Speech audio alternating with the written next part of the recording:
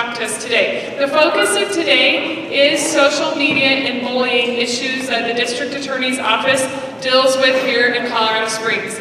All right, if you are a student at GVA, raise your hand.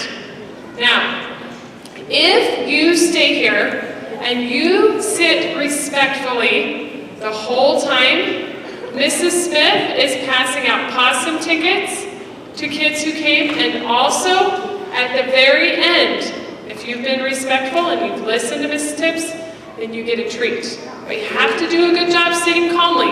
Who thinks they can do that, kids? Okay. All right, so I'm going to turn the time over to Kelsey. All right. Thank you, guys. Thank you. Hi, guys. I hope you guys all get a treat. I've heard it's good. It's totally worth sticking through the presentation for, right, guys? So, I work with the Office of the District Attorney. I'm a prosecutor, so I'm the attorney who brings charges, and I focus on prosecuting juveniles. So, once you're 10 years old, you can be subject to criminal liability for some of the things that happen. But before then, and much more importantly, you guys are on the internet, you have an internet presence, and as we saw this morning in Denver, cyberbullying is something that can start affecting kids at a very, very young age, and it can really affect kids' self-esteem and can lead some kids to try and hurt themselves, which is the last thing that we want for you guys, because the internet should be fun, and it should be a resource for you guys. You should be able to learn from it, you should be able to connect with other people, but those people shouldn't be hurting you or hurting your feelings or making anybody feel bad. So I see a lot of internet crime with what we do. Everybody's on social media, everybody's texting, everybody has a cell phone. And what you say on there, believe it or not, lasts a lot longer than you'd like to believe. If you're posting on Facebook, if you're posting on Twitter, Instagram, anything like that, those records last a lot longer than you think that they will. A lot more people can get access to them than you think that they can. And some of those things can end up getting you in big trouble later. So I want to help you avoid those things. I want you guys to be happy and healthy and really enjoy the things that are available to you guys, because the world is really open to you. So first of all, can anybody tell me what bullying is and what that looks like? All right, I love your enthusiasm. Can you tell us? Bullying is when somebody be mean to you. Exactly. Can anybody tell me what kinds of bullying there are? Oh, we have some enthusiasm over here. All right, I'll let you answer the question, but I saw you first. So what kind of bullying can there be? People can call you names, and also they always do the thing that you like, that you don't like, and it's kind of mean, so mean to them. Definitely, that was a good example. So that's kind of verbal bullying, so like using your words to hurt other people's feelings. Is that kind of what you're talking about? Yeah. That's a perfect example. Yeah, mean ones. Do you have another example of bullying for me? All right. You could push people. Yes, that's a really good example. Physical bullying, so pushing, shoving, hitting, all of those things count as bullying too. And you had something for me. All right. They could steal, Like take your stuff, like your folders? Yeah. Yeah, absolutely. So taking other people's stuff? They can, say that you're not good at a game. Yeah, absolutely. So like taking away your self-esteem, those kinds of things? Absolutely, you guys. Those are great examples of what I'm talking about. All right, just one more, because I saw you raise your hand way early on. On internet, when you're on internet, some people can black out you. What is blackout? I mean, they tell you something to do, and they say, if you give me like $1,000, I won't put it on Facebook, but they still do it. Absolutely, blackmail. Yeah. So, And she's absolutely right. That's another great example, and we see that a lot too. So as you guys are getting on social media, you're going to get people starting to reach out to you. And some of them are your friends, and that is so fun and totally appropriate, and you should be friends with your friends on social media. But sometimes people you don't know try and contact you. What do we think about that? Anyone? Yep. All right, we got a hand. All right, so what do we do with people we don't know ask to be our friend on social media? You might be nervous. Yeah, definitely. What should you do if you're nervous about that? You should try to block them. You can, absolutely. Another option would be talking to your parents, mom and dad, see if mom and dad know who they are, if your friends know who they are. Because sometimes we see strangers reaching out to kids and they might want pictures of you or to know where you live or where you go to school. Those kind of things are things that you need to be sharing when strangers reach out to you, because usually it's not for a good reason. So we want you guys first and foremost to be safe. And then second of all, you need to be a good friend on social media, not just like a Facebook friend, but a friend to the people that you're on there with. And what does it mean to be a good friend on social media and have a good kind of presence? Oh, you're so good at it. You know all the answers. What is it? It's helping someone up too. Absolutely. Being positive, being supportive, not making people feel bad like we were talking about with bullying, right?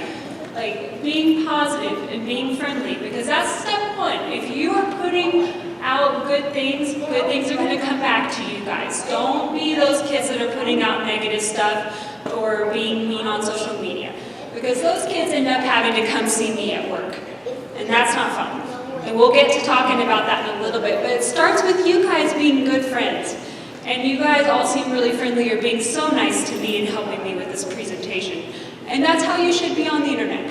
It's a positive place to share all the fun things like your family vacation pictures, pictures of your pet, what you guys want to do for the summer. Those types of things are great to share.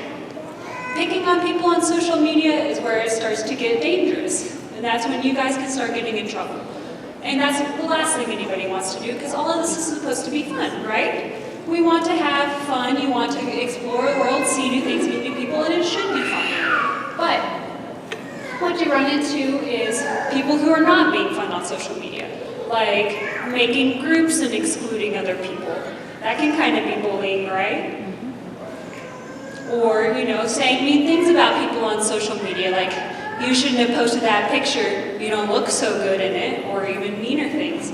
That's not fair on social media, is it, right? Would you guys agree that that can be bullying? Kind of the stuff that we were talking about when people saying to your face, all of that has the same effect on social media too. Just because you're posting it and you're not having a face-to-face interaction doesn't mean that you're not hurting people's feelings, right? Yes, thank you. Yeah, you did. So, what kind of things do you guys think about with social media, being contacted? When do you guys think that that starts to cross the line into bullying and we need to start letting other people know about that? Yes, we need to start letting other people know about it. So what kind of things would you let your dad know about if people were saying mean things to you on the internet?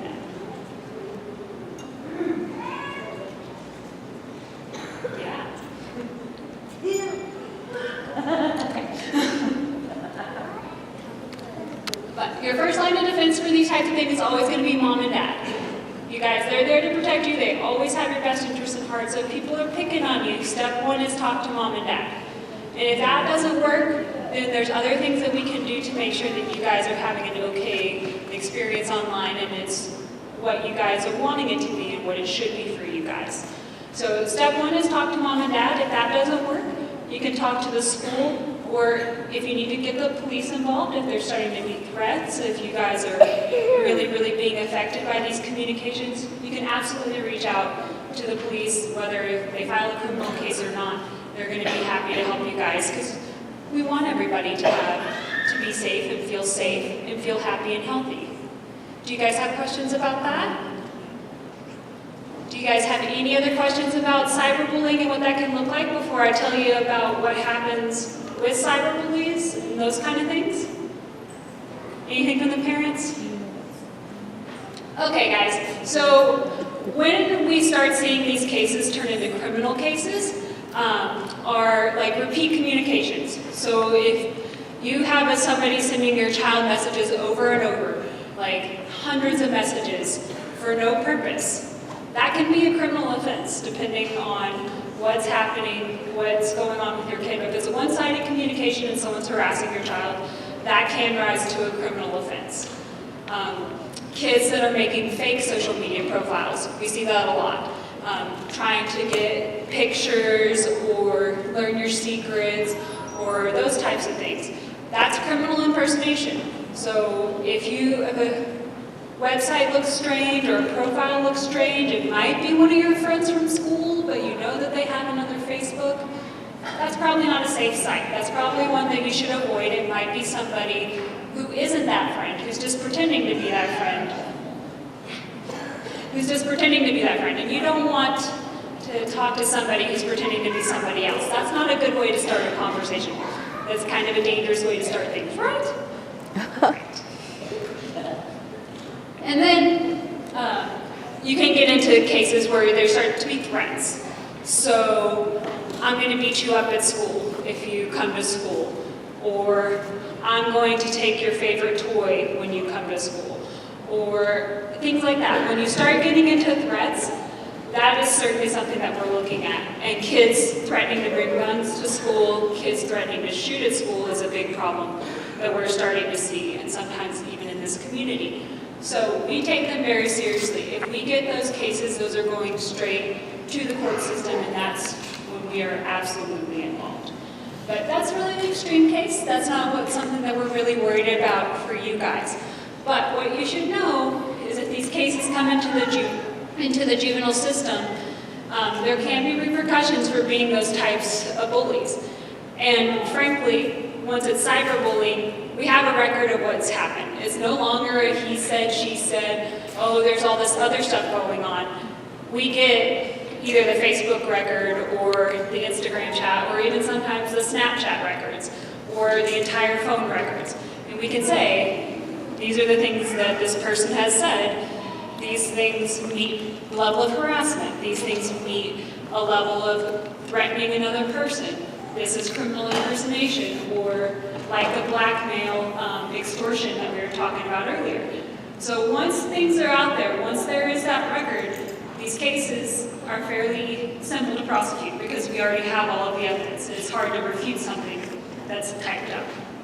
So there's lots of different possibilities that can happen.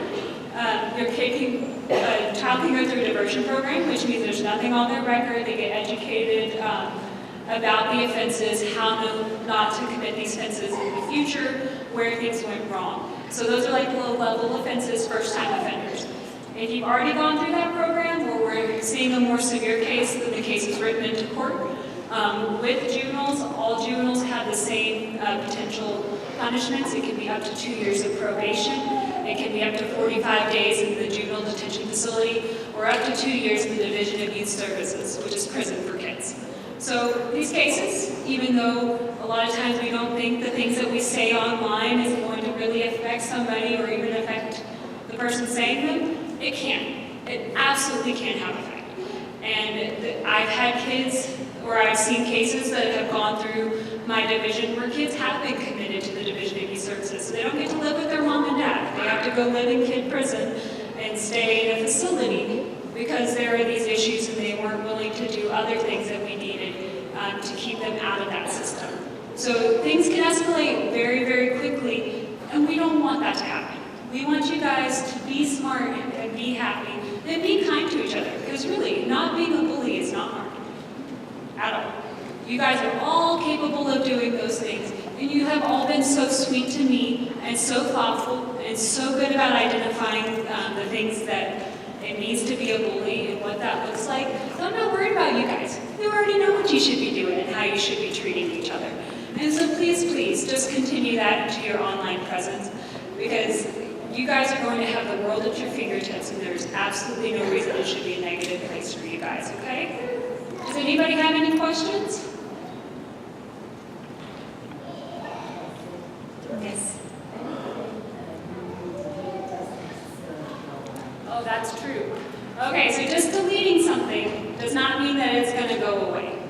So let's say that I texted Lee 10 really, really mean text messages about how I just did not like Lee. And I didn't like the things that she was doing. But I deleted them all off my phone because I think I'm a savvy criminal. No. First of all, Lee has them all on her phone. So first of all, she can screenshot hers. And once I know what Lee has, if like with the police officers in the investigation, we can subpoena all of your phone records. We can download all of the contents of your cell phone. So just because you've deleted off of your personal phone does not mean that it's gone by any means of the imagination. We'll go get it, and all of our officers who handle cyber crimes and those things are very, very good at recovering that type of evidence. So just because it's not on your phone doesn't mean it's gone. And just because you've deleted it off a Facebook profile or Twitter or Instagram does not mean that that photo, that post, what you said is gone. Once it's out there, it's out there. So what age are you seeing activities starting to begin? Activity as far as Social media. Social media. Yeah. So I recently had a case come through where a person was trying to contact 10-year-olds. The 10-year-olds were already on social media, and there was a reason why he was contacting that particular age group, but there are already 10-year-olds on social media, and people are looking for them. And that is the scary part, is just because you're not looking for people does not mean that people aren't looking for you. But that was a very specific case. I don't see that a lot, but I have seen social media in cases with like 12-year-olds and things like that. Everybody's got it. As soon as that becomes involved, it's usually a part of evidence in a case. Yes, ma'am. The bullying is not only like in the Facebook and all that, but also like the 9-year-old kid in Denver that he killed himself, you know? Yes, We're absolutely. talking about really young kids. Right. Like my kid comes home and tells me something, I get worried about even hers. She's only Right. 6. You're absolutely right. It's very concerning that that happened up in Denver this morning. For those of you that aren't aware, there was a 9-year-old boy who had lots of really, really mean things said to him, and he was in so much pain that he wanted to hurt himself. And that's just not where you should be at 9-year-old. And that is really something that we have to be conscious of as a community, because there were other 9-year-olds saying really, really mean things to that boy for absolutely no reason. And then he ended up wanting to hurt himself. Now, first of all, we don't want kids hurting themselves, and you don't want to have one of your friends hurt.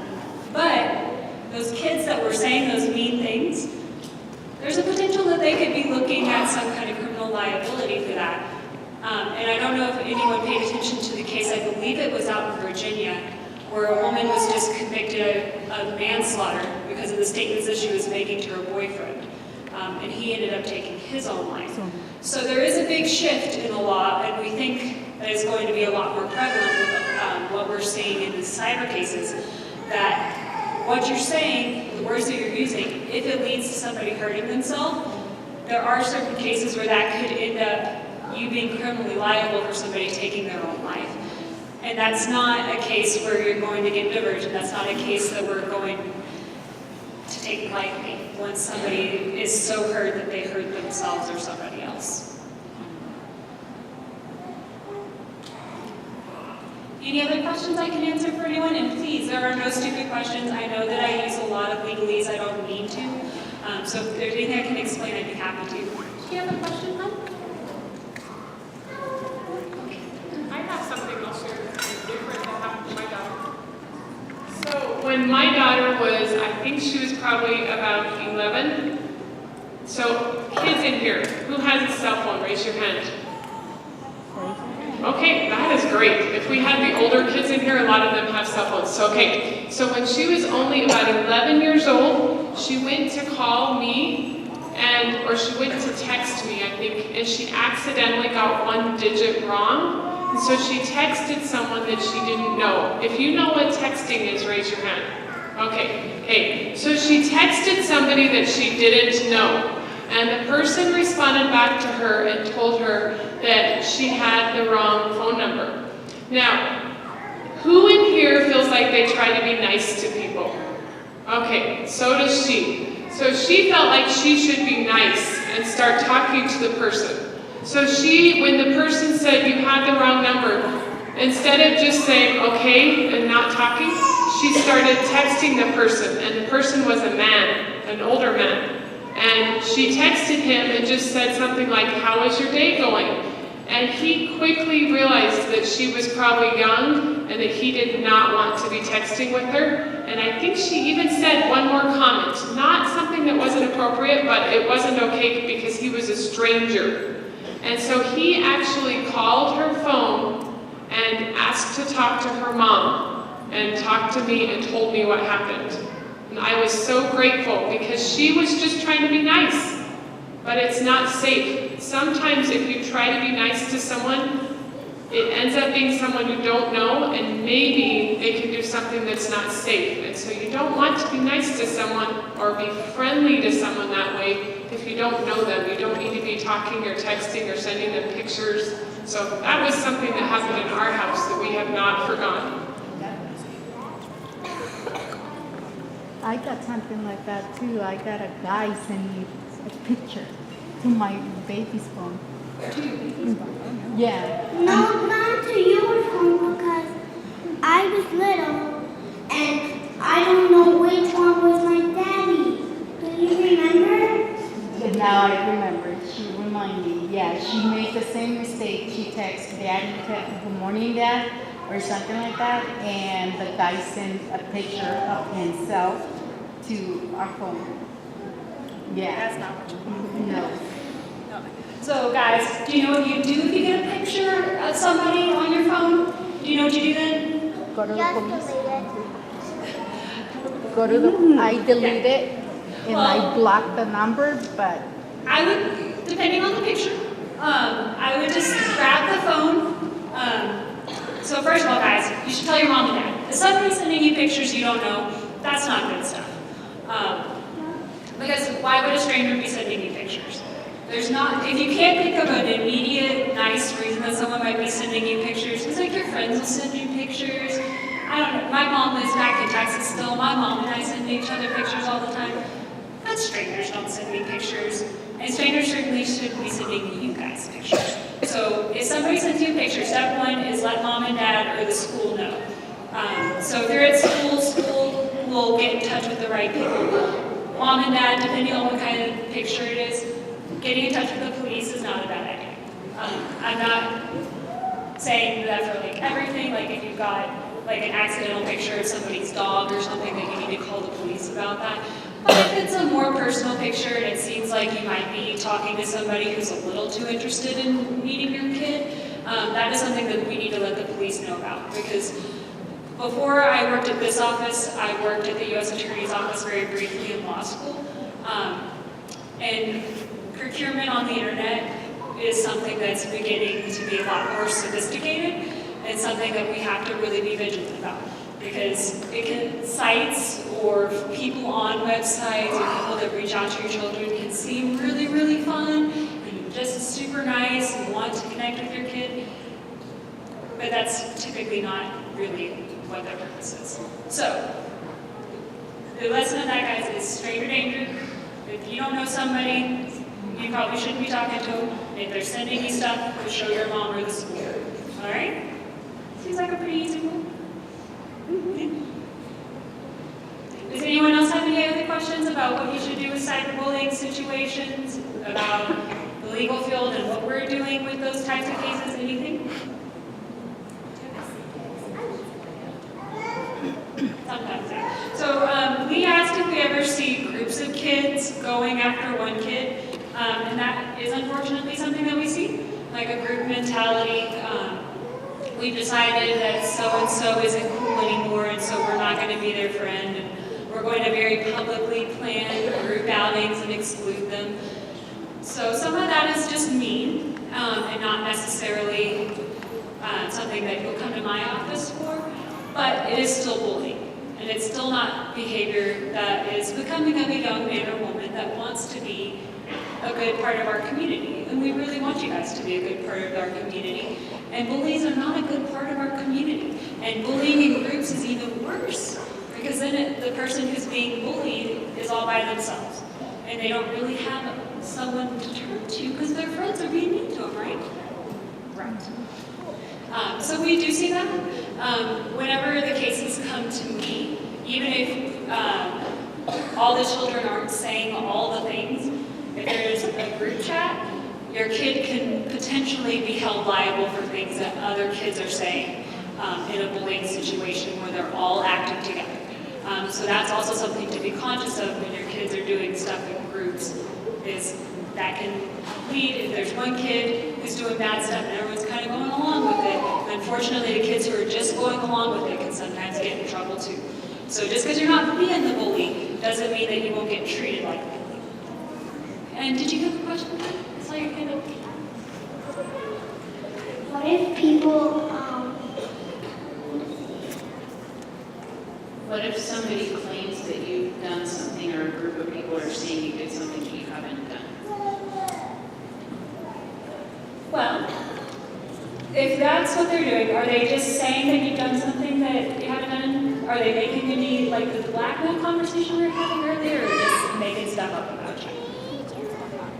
So my personal advice would be to ignore it. Depending on what they're saying, again, your first line of defense is always going to be mom and dad or the school.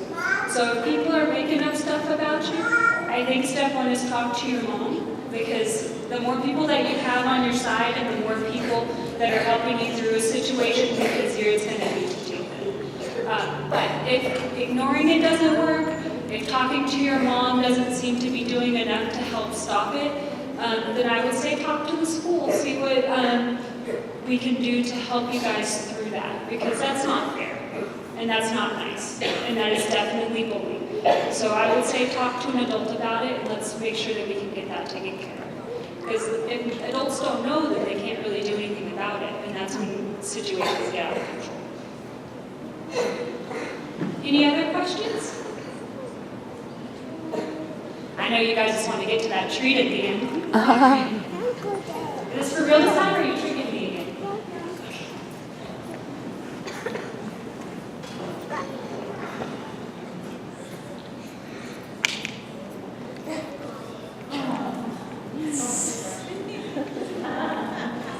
Have another question? All right, well, if you remember, let me know, okay? You guys have questions on back here?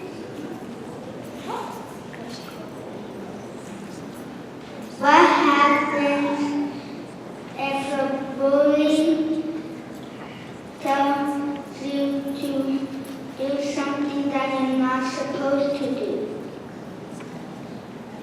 Well, if you're not supposed to do it, you're not supposed to do it.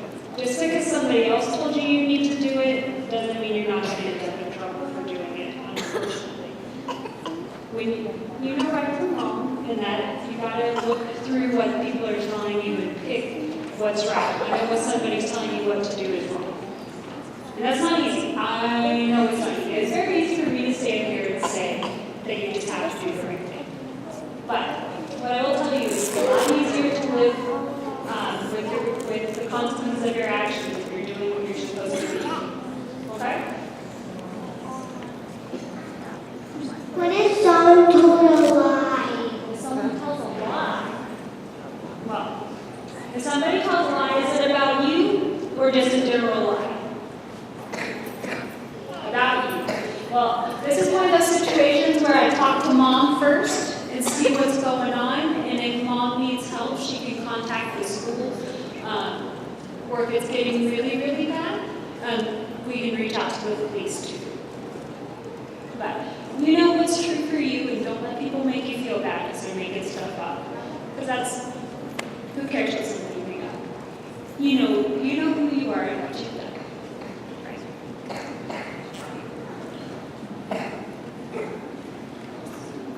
Oh, no question. What is it? There's like a lot of people in this school that people because now they're splitting into other schools and other classes. Okay. So what are you guys doing whenever you see these bullies? I suggest you ignore them or tell them. That's perfect. That's what you should be doing. Step one is ignoring bullies. Does everyone else feel that way? That there's been some bullying at the school? Well, so step one, ignore them. But if that doesn't work, you guys gotta let people know. You gotta let your teachers know. You gotta let your principal know. She cares about you guys so much. She brings in people to make sure that you guys are safe. So the last thing she wants is kids at this school hurting your feelings and making you guys feel bad. But nobody can do anything about it if they don't know. So you have to tell either the parents or the school.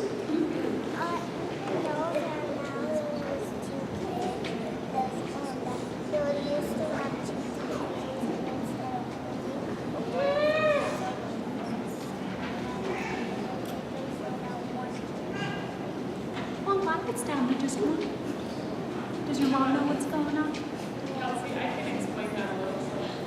So, what she's saying is that sometimes there's bullies even at this school. Now, we have to be honest, guys. There are going to be kids that don't always be nice at every school. But you may not know as a child or as a parent what the consequence was when a child wasn't nice. So the most important thing you can do is if kids in your class are not being nice, then you tell your teacher. And if the teacher has rules in the classroom and the teacher says, okay, here's the rules. If the rule is that if you have done something that's mean, like you've hit someone or done something aggressive, that you have to leave the classroom and go to the office, then that's what happens. If you have said something that's not very nice, then your teacher probably has a rule that your teachers talk to you about what the consequence is. But who here has ever heard of a strike? Okay, at our school we do strike cards. So if kids are not being nice or they are not following the rule, but they haven't hurt someone yet, they get a strike card. Raise your hand if you've had one. See, I kind of thought that people here probably weren't the ones who would be getting the strike cards. Okay, if you get 3 strike cards, who knows what you get? What do you get? Yeah, it's lunch detention. Now, if you just aren't being nice in the classroom and you do something that is really hurtful, that's mean, or you do something to hurt someone, you don't get a lunch detention or a strike. You can get out of school suspension. And we don't do in-school suspension anymore. We actually want the parents to feel the inconvenience so that they want to work with us to say, hey, this is a big deal if my child has hit someone or hurt someone or been really mean or been a bully. So that's why we don't have in-school suspension anymore, is we want parents to feel the pain of what we're dealing with so that they want to work with us. So that's what we do here. So we do things, but we can't make everyone be nice all the time. We just have them deal with the consequences. But can you guys set a good example of what nice looks like? Yeah, you can. Raise your hand if you can do that. Yes, that's what you do.